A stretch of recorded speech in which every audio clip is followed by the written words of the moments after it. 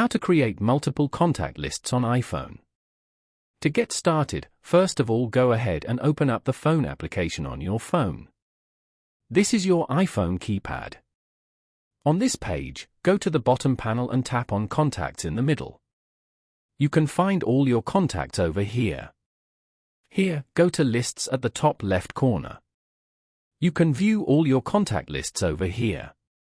Tap on Add List at the top right corner if you want to add another list. Now, type in the list name and then tap on Done. Tap on this list. Here, tap on Add Contacts to add them to this list.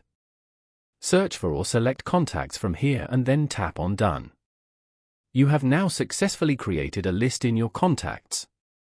Following these steps, you can easily create a multiple contact lists on iPhone. Thank you for watching. Please leave a like if this tutorial helped you, or leave a comment below if you have any questions related to the video.